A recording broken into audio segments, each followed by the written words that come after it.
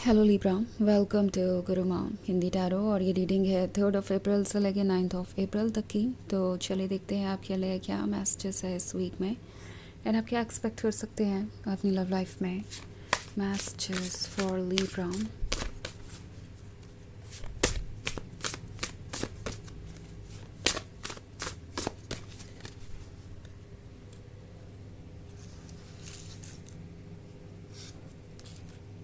Night of water, S of fire, Elder of air, the empress and 3 of earth.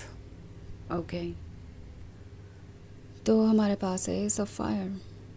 S of fire है तो ऐसा लगता है जैसे कि आप किसी चीज़ का डेस्परेटली वेट कर रहे हैं और वो चीज़ आप जितना खुद से दूर सोच रहे हैं उतनी दूर है नहीं। आई मीन या नाइट ऑफ वाटर का कार्ड है एस ऑफ फायर से पहले, तो बहुत सारे लोग सेपरेशन में हो सकते हैं और शायद आपके इमोशंस आपको इस वक्त इतना रेस्टलेस कर रहे हैं कि आप ऐसा फील कर रहे हैं ना कुछ बदल सकता है ना कुछ बदलेगा। आप अपने इस पेन के साथ यूं ही जीते रहेंगे और इसका कोई सॉल्यूशन नहीं निकलेगा। पर नाइट ऑफ वाटर एक्चुअली इस वक्त अपने इमोशंस के कंट्रोल में है और चीज़ें स्लो मूव कर रही हैं, बट इसका मतलब ये नहीं है कि चीज़ें सही वक्त पे नहीं होंगी। अभी आपको ऐसा लग सकता है कि जो भी है जल्दी से जल्दी होना चाहिए। अगर आज ही कोई चेंज आ जाता है तो ही यूनिवर्स आपकी केयर करता है, आपके बारे में सोचता है। अगर ऐसा नहीं होता तो यूनिवर्स आपको किसी चीज़ के लिए पनिश कर रहा है या आपकी प्रेयर नहीं सुन रहा है। आपके इमोशंस इतने स्ट्रांग हो सकते हैं कि आप इस तरीके से फील करें कि आप अकेले हैं और कुछ भी चेंज नहीं हो रहा, आप जैसे टाइम में फंस के रह गए हैं और इससे बाहर आना इम्पॉसिबल है। पर ये जो एस ऑफ फायर है ये एक होप को शो करता है। अगर आप लोग सेपरेशन में हैं तो ये जो एस ऑफ फायर है उसे आप दो तरीके से इंटरप्रेट कर सकते हैं। एक तो आपका पर्सन आपको अप्रोच कर सकता है, okay, because S of fire के बाद फिर एल्डर ऑफ एयर भी है। तो जो कोई भी आपका लवर है वो अभी भी आपके बारे में सोच रहा है, आपको वॉच कर रहा हो सकता है, आपको स्टॉक कर रहा हो सकता है। कहीं ना कहीं आप दोनों के बीच जो भी डिफरेंसेस है वो क्यों है वो इन्हें समझ में आने लगे हैं। ऐसा लगता है जैसे कि ये काफ़ी लंबे समय से आपको इग्नोर कर रहे थे और आपको हमेशा यही शो कर रहे थे जैसे कि जो भी हुआ वो आपकी गलती थी। एंड अगर किसी को इस रिलेशनशिप को ठीक ही करना है, इसमें बैलेंस ही अचीव करना है, तो वो आप हैं। आपको ही उन्हें अप्रोच करना पड़ेगा, आपको ही सारी चीज़ों को संभालना पड़ेगा।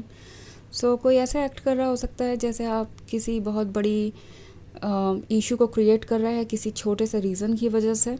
एंड हो सकता है आपके बीच में कुछ ऐसे आर्ग्यूमेंट्स हुए हों या कुछ ऐसी पुरानी बातें हों, ऑब्स्टेकल्स हो, जिसकी वजह से आप दोनों के बीच दूरी बढ़ गई थी। बट अब ये सोच रहे हैं, ऐसा नहीं है कि ये नाइट ऑफ वाटर वाली एनर्जी सिर्फ आप ही महसूस कर रहे हैं, ये पर्सन भी महसूस कर रहा है। इनके लिए भी आपसे दूर रहना आसान नहीं है। एंड चाहे वो जितना भी खुद को कन्विंस करने की कोशिश करें कि उन्हें आपकी ज़रूरत नहीं है, उनका दिल इस बात को नहीं मानता। ओके, कहीं ना कहीं ये पर्सन यही फील कर रहा है कि आपके बिना उनकी लाइफ इनकम्प्लीट है, उनकी लाइफ में कोई कलर ही नहीं है और वो अपनी लाइफ को एंजॉय नहीं कर सकते। हमारे पास ये 3 ऑफ अर्थ वाला भी कार्ड है, तो ऐसा लगता है जैसे कि ये इस वक्त सोच रहे हैं कि ये कैसे इन चीज़ों को ठीक करेंगे, बिकॉज वक्त के साथ उन्हें धीरे धीरे ट्रुथ दिखाई देने लगा है। ये जो सच उनके सामने आ रहा है इसको वो इग्नोर नहीं कर सकते।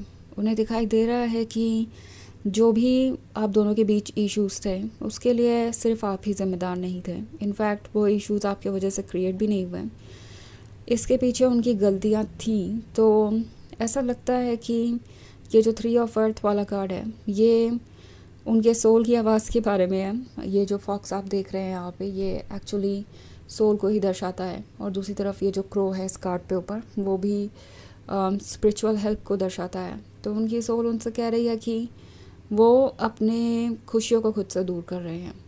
ओके, इट्स लाइक आपको कोई गिफ्ट दे भी रहा है, यूनिवर्स कोई ब्लेसिंग दे भी रहा है, अगर आप ही उसे एक्सेप्ट करने को ना तैयार हों तो फिर गलती उन्हीं की है। उन्हें ये चीज़ धीरे धीरे समझ में आ रही है। दूसरी तरफ हमारे पास द एम्प्रेस का कार्ड है।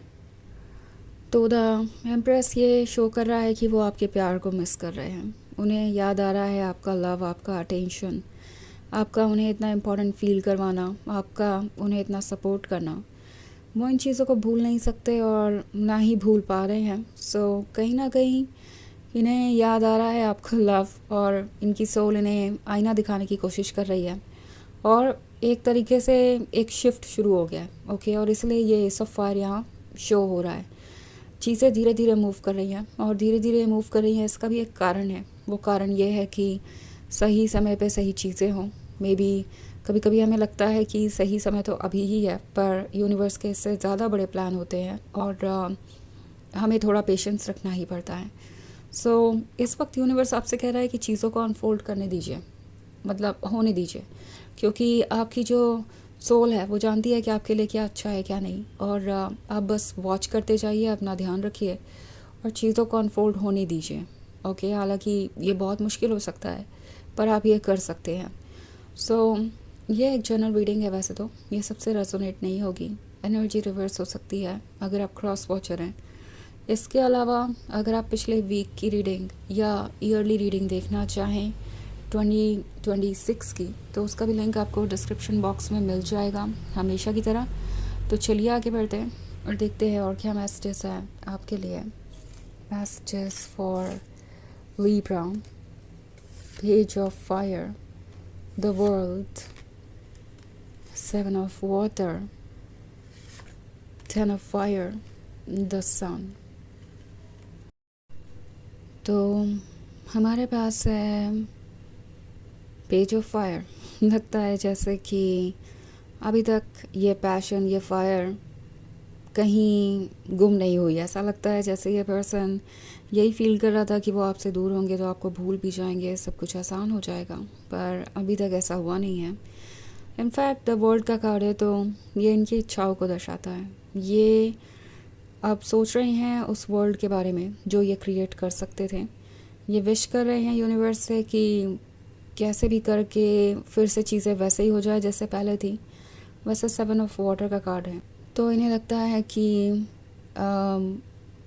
इन्होंने जल्दबाजी की है। हो सकता है कि ये हर चीज़ अपने अकॉर्डिंग चाहते थे, एडजस्टमेंट चाहते थे, आपसे कॉम्प्रोमाइज़ चाहते थे, और वो चाहते थे कि आसानी से सब कुछ हो जाए बिना सॉर्ट आउट किए अपने फ्यूचर को।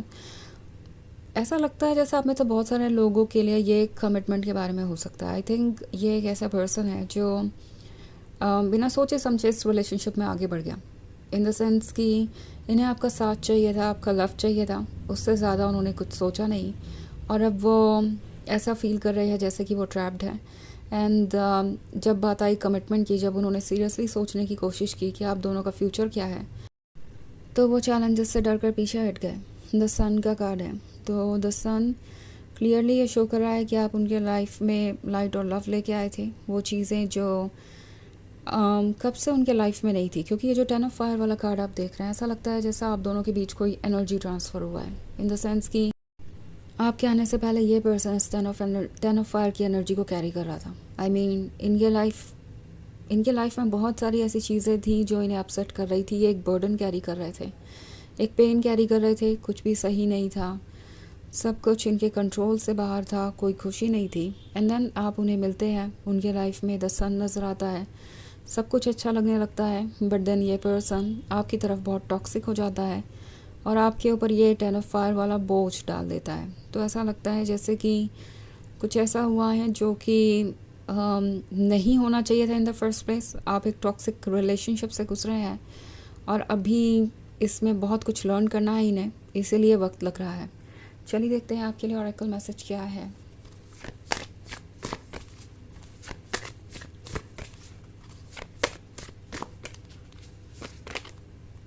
नो, वेट, पोस्टपोन, से नो।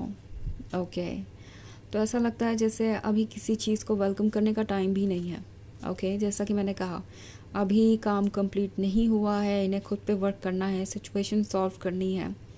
अभी आप इन पर ट्रस्ट नहीं कर सकते। तो अगर अभी इस वीक में आप कोई चीज़ करने की सोच रहे हैं, तो या तो उसे नो कह दीजिए या पोस्टपोन कर दीजिए, कुछ समय रुक जाइए, उसके बाद ही आगे बढ़िए। ओके, तो ये है रीडिंग इस वीक की। आई होप आपको अच्छी लगी होगी। Thanks for watching. Till next video. Bye.